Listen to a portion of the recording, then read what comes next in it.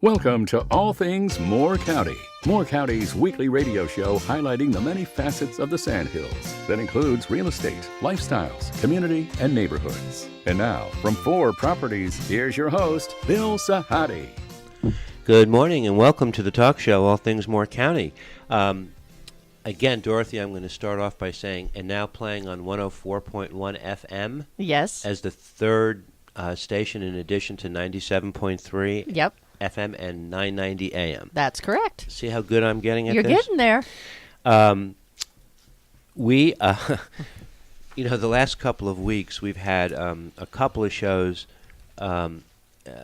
with kind of a theme of caring and giving back. Mm-hmm. And we're going to continue that this week as well.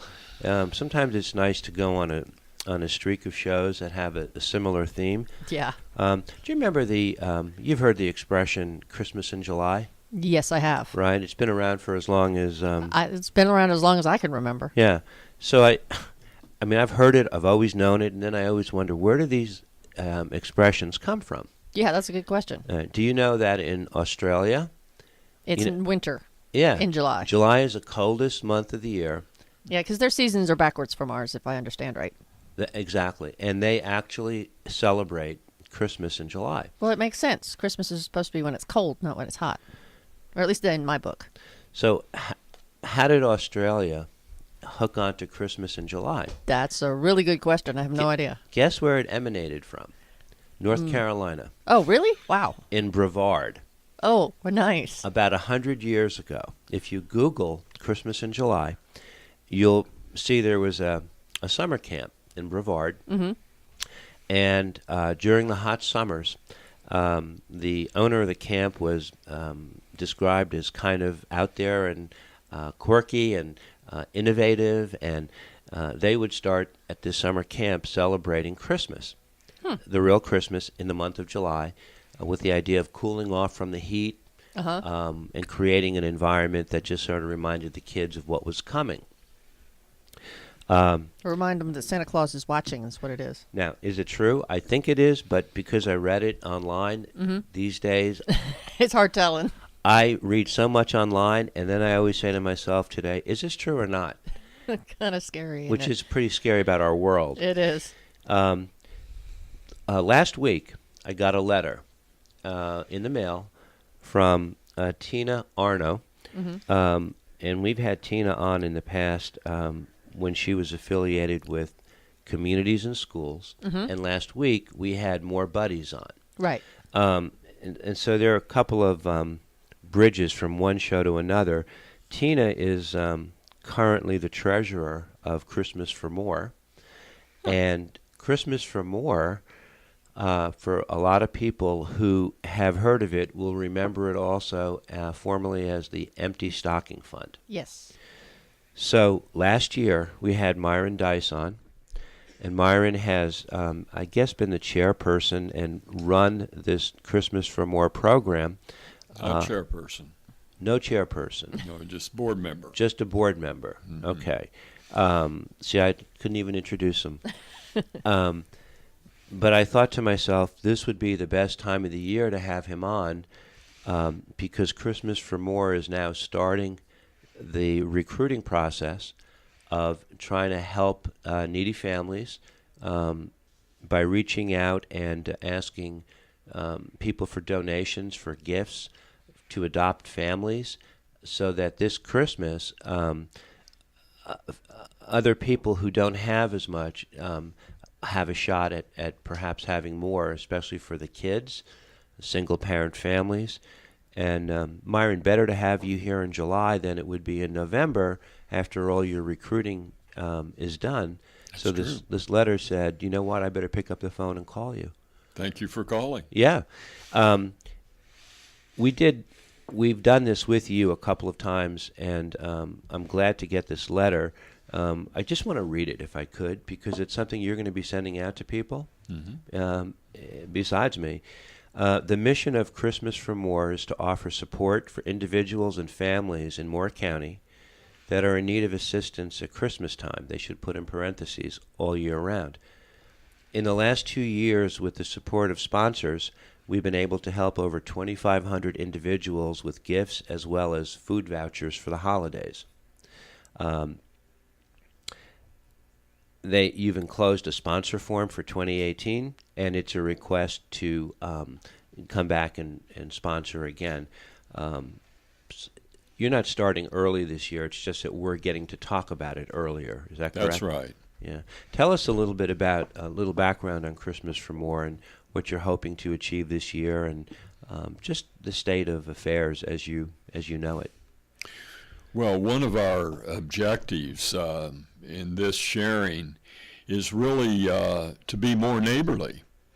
That we would like to see giver and receiver in conversation, Right. having that neighbor to neighbor experience, which doesn't happen a lot in our society anymore. We become very separated by income groups, really. And the objective is that giver and receiver can come together and have conversation and support and really learn from each other. In giving and receiving gifts is certainly one way that we experience a family, and that's what we're looking at. It's a much more personal touch, and if there's no separation and things aren't done electronically and there's a connection, an eyeball to eyeball, things actually can change for the better in a very small way, but you have to start somewhere. That's right. It's building community. Yeah, it is building community. The social media that pervades our daily lives actually is not social at all, in that it creates a distance and an interaction with the screen and information rather than people contact. And we've had people on in the last couple of weeks. We had Dr. Meredith Stanton on from First Health, and she was talking about suicide, and she's a psychiatrist at First Health, and one of the things she said, she was very uplifting in her conversation, was the alienation that people feel, the loneliness that they feel, the lack of hope or whatever. A lot of it emanates just from being separated from other people, away from a village-type environment. That's right. You know, that reminds me, we had a quote from one of our recipients last year that I think speaks to that. Yep. This mother said, "I had told my children that we would not celebrate Christmas, that we would just have dinner and be together. Right. But because of Christmas for More, my kids and I had a Christmas. The kids got new clothes and toys, and I got a new beautiful Bible that I love, 2 boxes of food and household items. It's a big help and a blessing. God is good." The other piece to that I think is important, that we're not, we don't feel that we're doing a handout. We publicize this program to persons who feel they have a need for Christmas. Then they come and register at one of 4 sites, and those sites will be operating between September 4th and 11th this year. And they share their family members, what the ages are, what the each individual needs in clothing, for kids, the toys. We don't deal with electronic gadgets. We're not getting to high price items, but common toys and food. And so the individual establishes a relationship with volunteers expressing their need, and then we take that information, and a sponsor that is willing to take that family gets all of that information, and they go and shop and then arrange at a date before Christmas with the parent or parents in the household to share gifts. It's an experience that involves both the giver and the receiver, and I think it's important to everything we do in community, Right. that we try to organize our activities as such that we can interact. For those people who want to get involved in this, some people say, I don't have the time to go out and do the Christmas shopping because, as I understand it, they're given a family, and after your registration period, I guess, which is in the first week of September, the 4th, 6th, and the 8th, you get a list, and on the list you might have the parent, and usually it's a single parent. More often it's a single parent. And children. And the children could range in ages from 2 to 10 or 14, and not always from the same birth mom. And some people go, oh, I have to go out and shop for all these kids, and they put down their requests. Well, one of the things, and what I've done, and it's worked for me, and I haven't lost a personal contact by doing this, is purchasing a gift card. And in my case, it was from Walmart, and then I presented it to the mom, who was working right around the corner from my office in a barbershop. She had 3 children. And just the contact and the communication and the appreciation and the relief that you saw on her face, because the pressure, Christmas is like a report card for people, just like tax season, the first of the year. And it's sort of like a benchmark. Where are they? Where are they not? And to be able to make a difference like that, you remember it, and so people can do it that way as well. Certainly, that's an option. I think you took the best piece to that option. You still maintain the contact with the parent, and certainly that's a great way to do it. We also recommend the Food Line gift cards for the food rather than selecting food items. Let the family do their regular shopping, but maintain that contact if at all possible. Yeah. Tell me a little bit about your background and why and how you got involved with Christmas for More. Well, the heart of my career was in Kansas City, Kansas, in the inner city, working as an administrator of a social service community development agency for 16 years. I learned a lot in those 16 years. I learned that poor people can set their priorities and do very well at building community if the resources are available.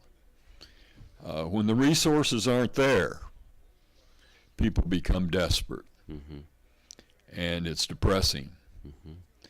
But I learned that, again, a sense of community can go a long way. In our case, we had many churches that participated with us and provided lots of resources, both in volunteers and in money. And we would go to the neighborhoods in terms of what are your priorities, what are your needs, and build on those, build together. So that taught me a lot. That following that, I moved more and more into aging services and was an administrator in continuing care retirement communities for 18 years. Came here to this area as exec for Quailhaven Village. Right.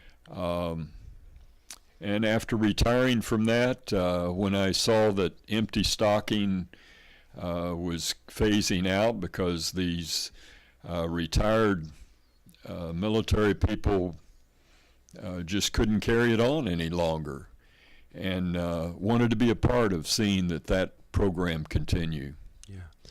Last week I mentioned More Buddies. They had an event last weekend called Stuff the Bus. Yes.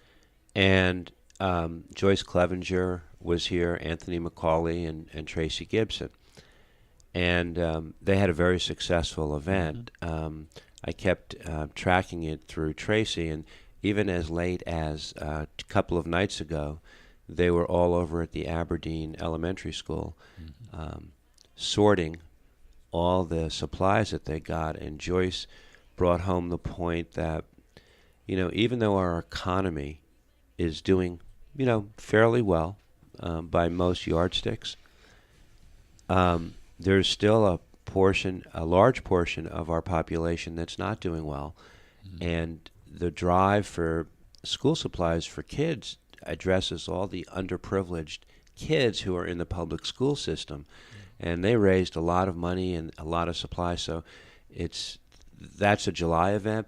This is a December event, but it really is a year-round event. But here we are in July talking about Christmas. Yeah. Well, and I participate in year-round events. I bet you do. My local church, we have worked with the social workers in the high schools for over 3 years now, providing support to them in working with kids that are either homeless or at risk, high risk of being homeless. Right. And seeing how that support has been able to keep those kids in school and to graduate. Right. So that's an important arena. If you don't keep the kids in school, the culture of poverty has a much stronger chance of rearing its head and sticking with them where they can't get out of it. It's a bad spiral. That's right. You catch them at this point,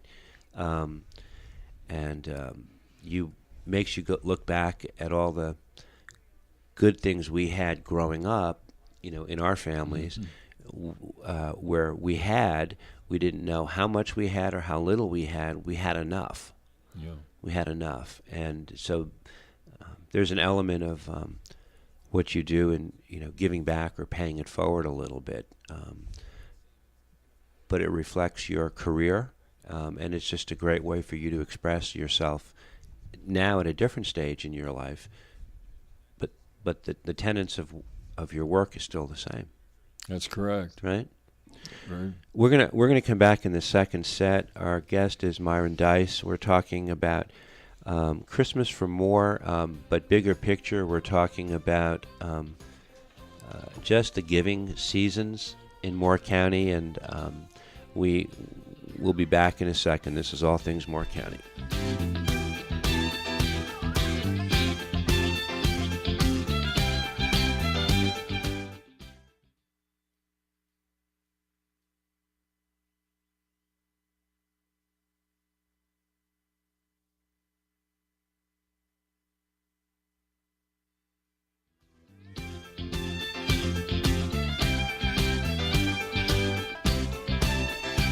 Welcome back to our second set of All Things Moore County.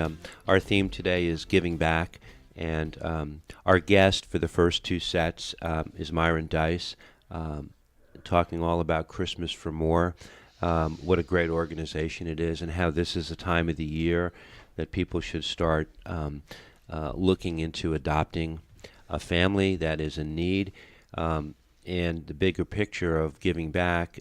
In the third set, we're going to be joined by Jody Anderson, who is the creator of Anderson Bears, and she's going to talk about her story, about what she does in helping people that maybe can't help themselves as well.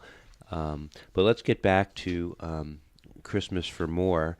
And when we've had you on the show in the past, you've always had some eye-popping statistics about poverty and jobs, and we talked a little bit in the first set about the haves and the have-nots, but as well as the economy is doing for some, it's really not doing very well for many people, as evidenced by the Stuff the Bus last week, that program doesn't go away. There's always a need. It's not diminishing, but they're reaching more people, which is good.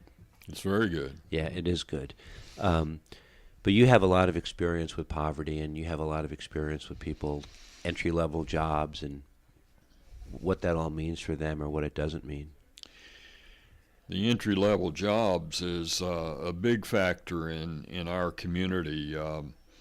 There's some very interesting statistics that the Department of Commerce, North Carolina, has on all of North Carolina and communities. And if we just look at Moore County, they have looked at the annual wage in retail trade and food service.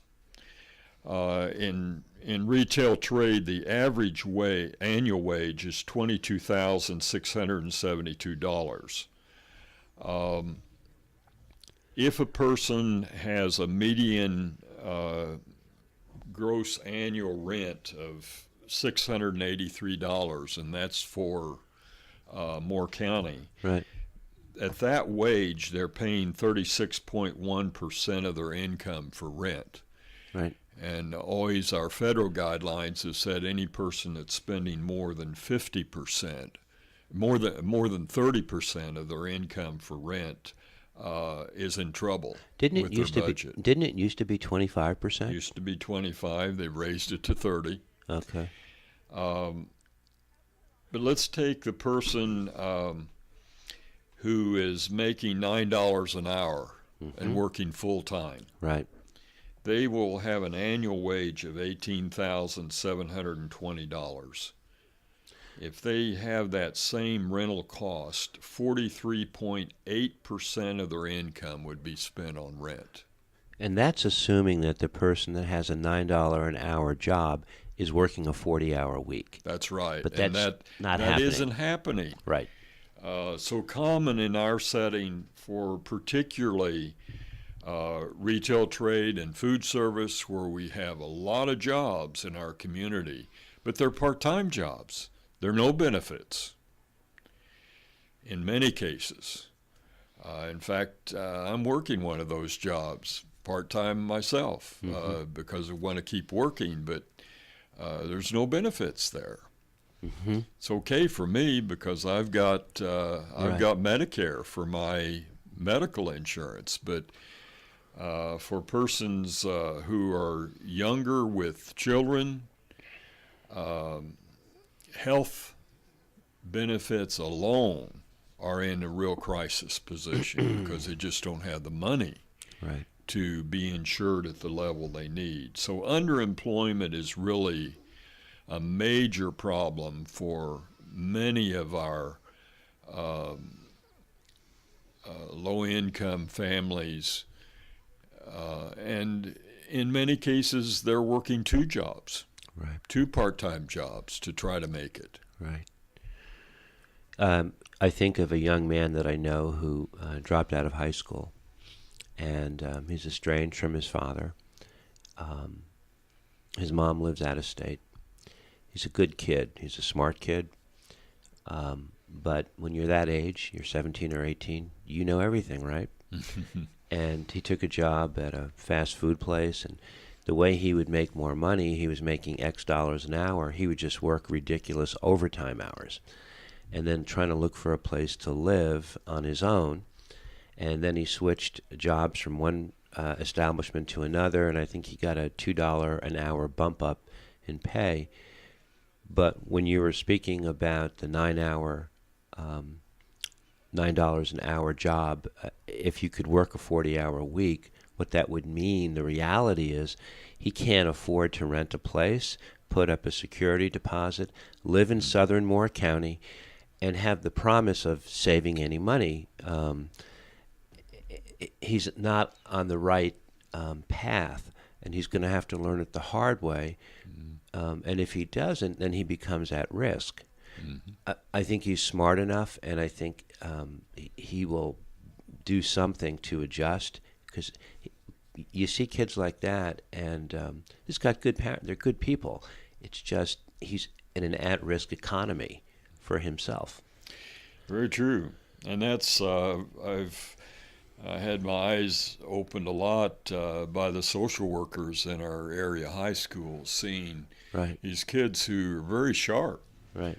have the ability, Right.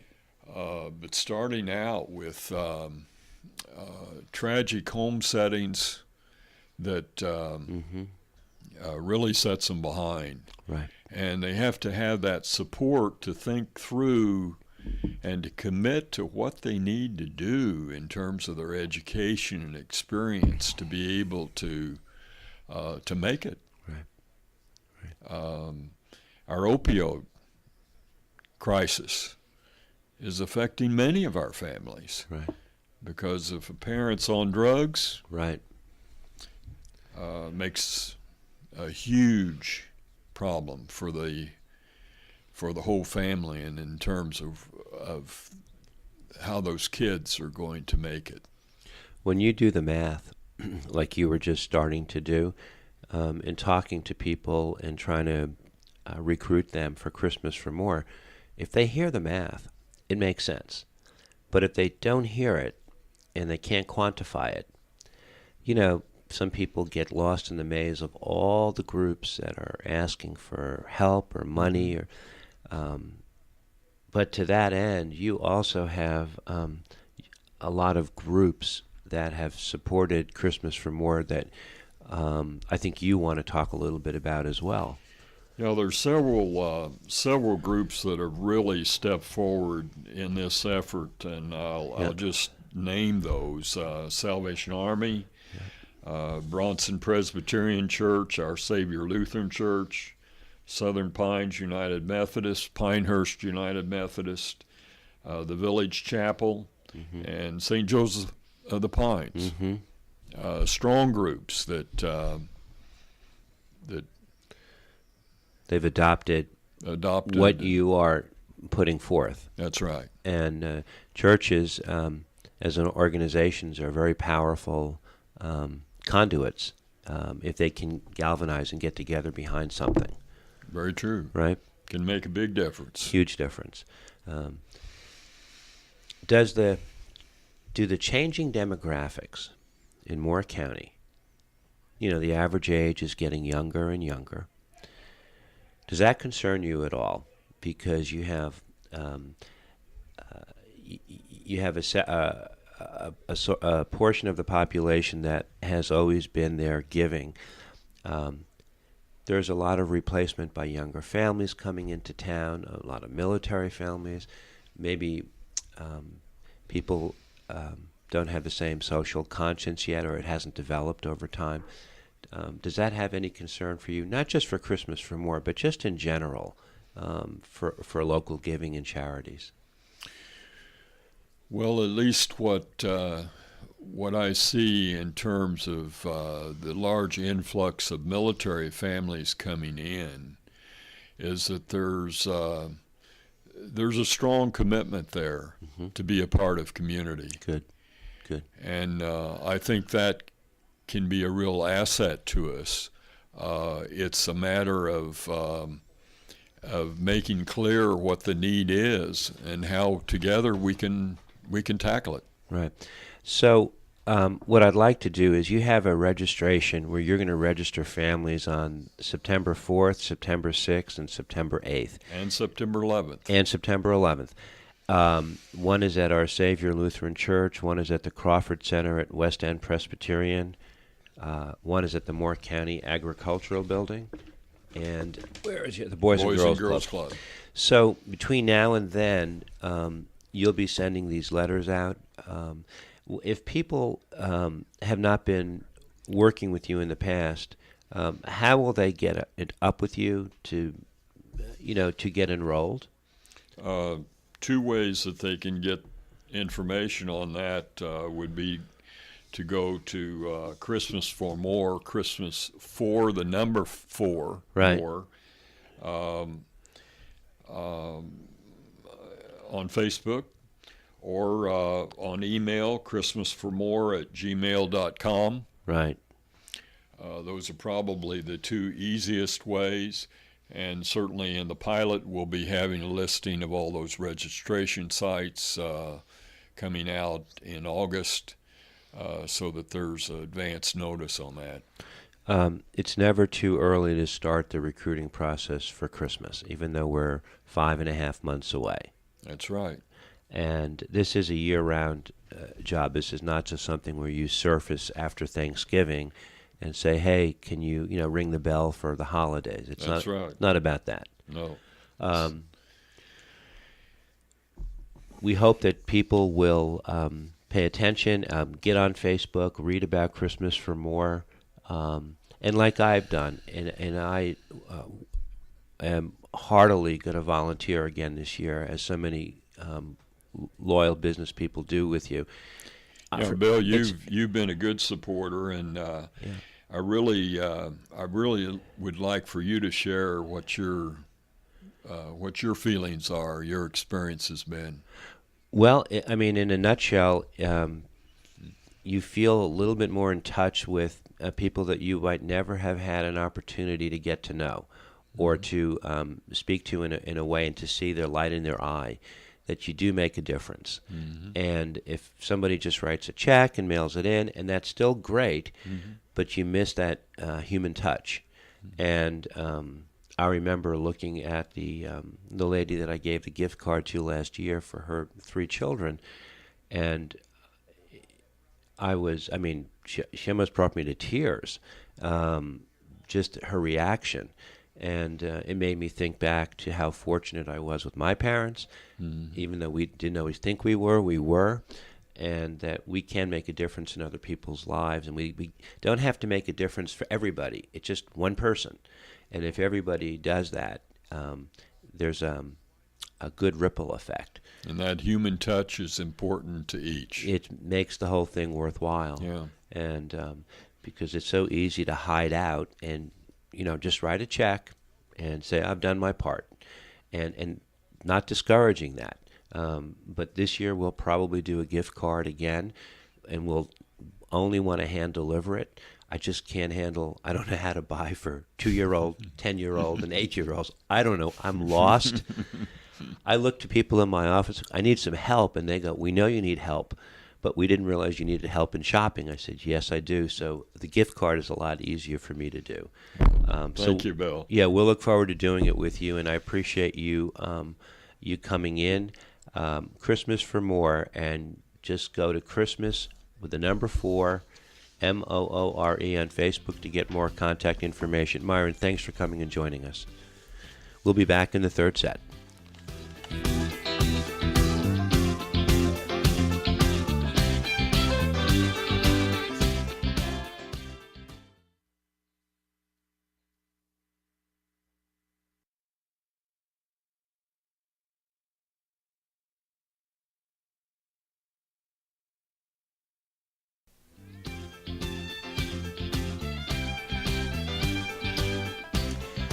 Welcome back to our final set of All Things Moore County, and in keeping with the giving spirit and the Christmas spirit, our guest this set is Jody Anderson of Anderson Bears, and she has a completely different take on the giving season and how it relates to families, how it relates to people's memories, and what she's done with Anderson Bears.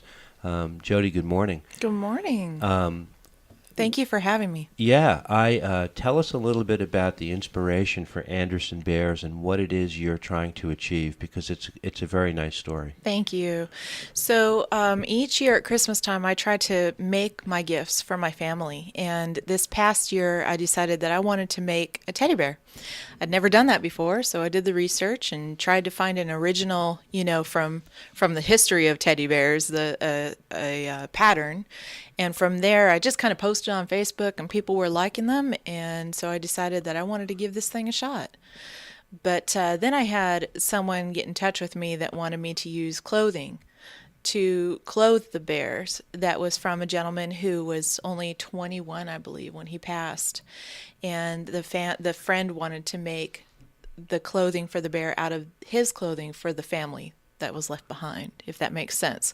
So this young man passed, and we had the clothes, and he was of British descent, so we created little knickers and a hunting jacket, and he's got a little Windsor knot tie and a little hat, and that's how my legacy bears were born. So the bears are kind of like a keepsake. They're definitely a collectible. They're not meant for children, Right. for sure. But they are trying to connect to family, like you mentioned earlier. I Right. think that, sometimes we just miss our family so much that have gone before us that we hang on to things and we don't know what to do with them, Right. And so sometimes we've got clothing that's in the closet that you just think, I can't get rid of it, but what am I going to do with it? And so this is a way to keep that connection with that loved one that's gone before us, but in a nice way. In little clothing on a little teddy bear. Who doesn't love that? And the bears are for people of all ages. All ages. I mean, the bears. So you can definitely get them for your children, but I wouldn't recommend them playing with them. Right. Because kids are not gentle in their ways, and these are more collectible bears. On a bookshelf. On a bookshelf. Over a fireplace. Absolutely. Hanging out somewhere special, kind of out of the way. Because they will, they're gentle little bears. They're not meant to be kind of thrown around a room or anything like that. In speaking with Myron Dice in the first two sets, we talked about people, the haves and the have-nots, and where Christmas comes into play, and we try to help people celebrate Christmas. Mm-hmm. You try to help people preserve memories. Mm-hmm. But you also work with senior citizens Mm-hmm. suffering from anxiety and depression. Can you talk a little bit about that? Sure. So with each bear that's sold, I put a portion of the proceeds towards my Legacy Love program, and I'm hoping to work with a care home like the Coventry or something like that, Right. where we can get in connection with some elderly who are maybe dealing with anxiety or depression and donate a legacy bear to them. And my thought is that I'm hoping that, if they're missing their children or maybe their husband or their wife are gone, that maybe having that connection will help with the symptoms of depression. And I'm actually in communication with my alumni, Methodist University, and we're actually looking at doing a research experiment this upcoming year that we're going to see if that does make a difference, having a teddy bear, with someone that's dealing with an elderly person that's dealing with depression, to see if it does help alleviate the depression. It sounds a lot like what the positive impact of pets Yes. can have on people. If they have a dog or a cat, it does seem to reduce stress and anxiety. Yep.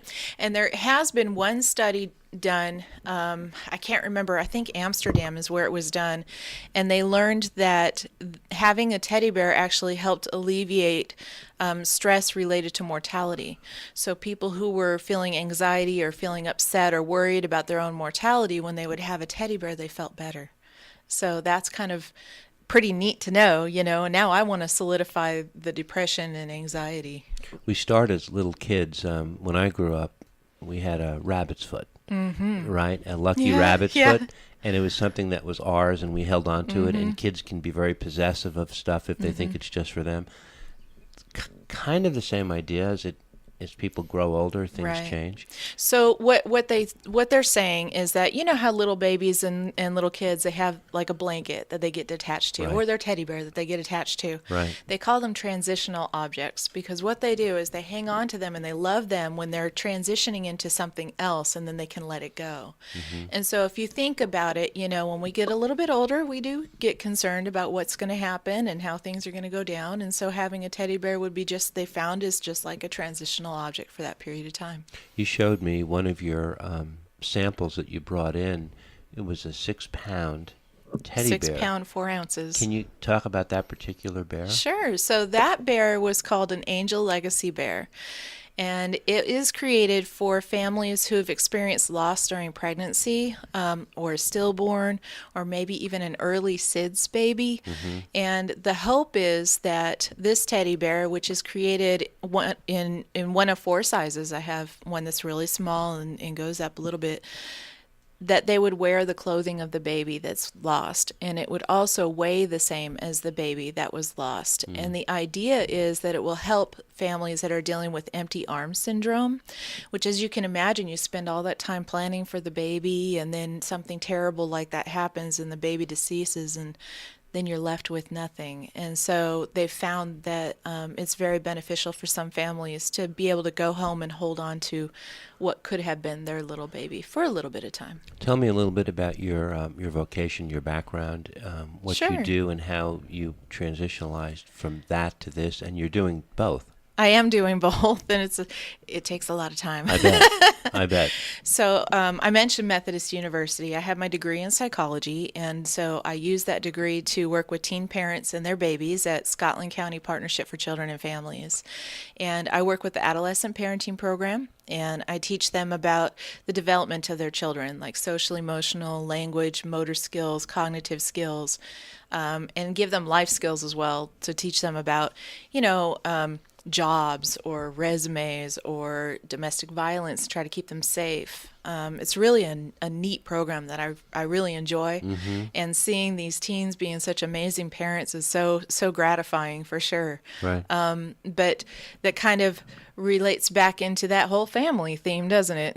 And giving back to the community of Scotland County, Right. and just trying to bring it on home and give back to the community of Moore County, or anywhere for that matter. It's just there's people, they either have a servant's heart or they don't, and right, and Yeah. Yeah. Unfortunately, there's no middle ground, is there?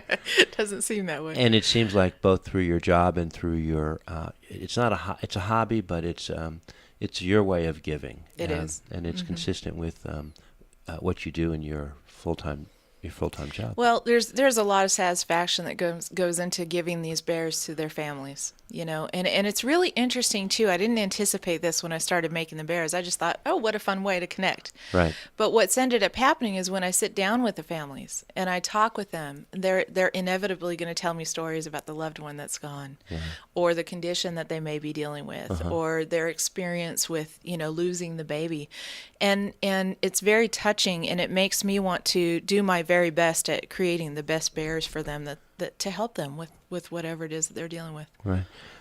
Talk a little bit about the materials that you use. You brought some swatches in, and it looks like you can customize a bear for somebody. Absolutely. That's the whole thing.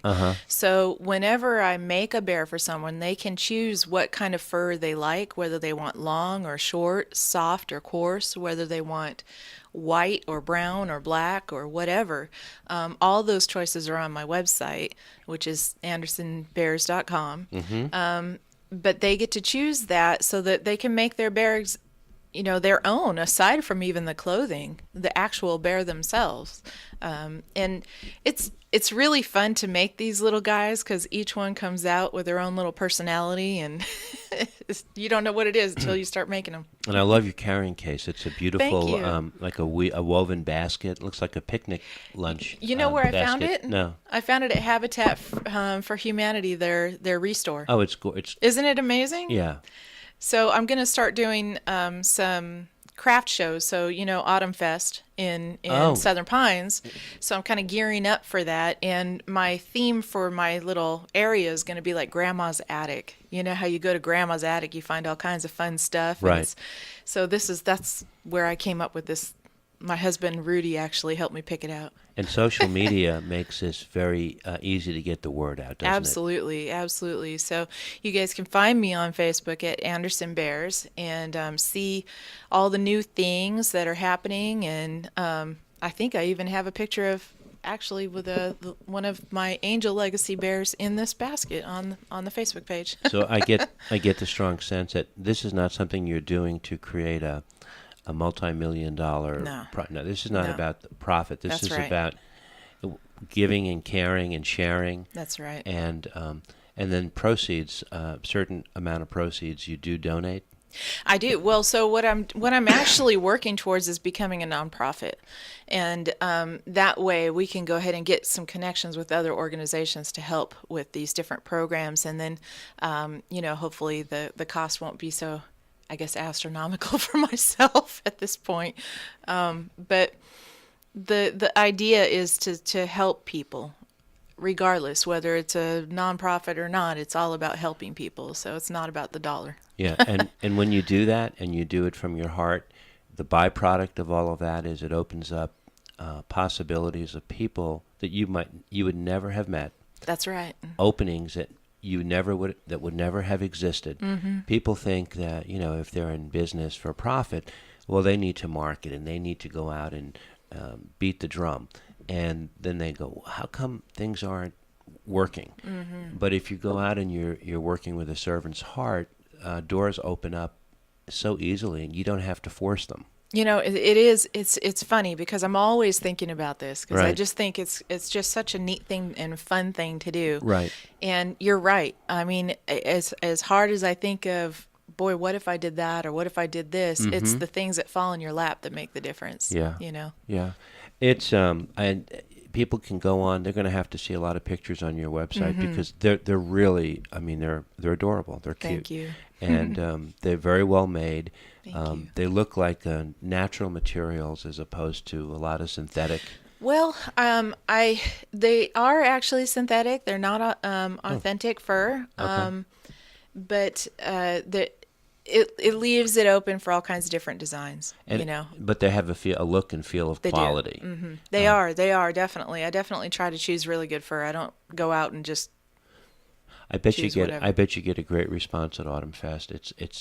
And with Christmas coming up, people are always looking for different ideas, and This is different. it is different. The website is andersonbears.com, Right.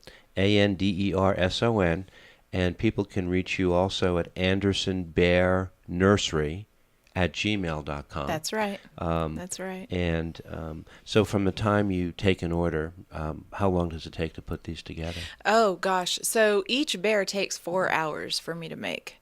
Some bears I can do on a machine portions of it. Other bears I have to do the whole thing literally by hand. So I asked to give me 2 weeks. And oftentimes I'm done before then, but if things happen, I need to take care of at home or something, then I don't want to disappoint someone and tell them they'll be there in 2 days and it's not. Have you ever thought of taking these into some of the schools, talking to some of the teachers and students, just as a way to reach kids? Sometimes you never know. I don't know. Yeah, actually, now that you say that, I hadn't thought of that, but you're right. If you bring them into like the mental health counselors, in fact, one of my friends, Megan Batten, she's a mental health professional at Scotland High School, and I made one for her birthday, but she does have it in her office, and she said the kids will come and they'll want to sit with it and hang out with it. And, yep. So yeah, that's a good idea. I ought to do that. Jody, I'm so glad you could come in and join us. Giving back is it's a mindset. It's a 12-month, a year endeavor, and there are many ways to do it, and many people that you can touch along the way. So thanks for coming in. Thank you for having me. I appreciate it. Yep, and we will talk with you next week. This is All Things Moore County. Thank you.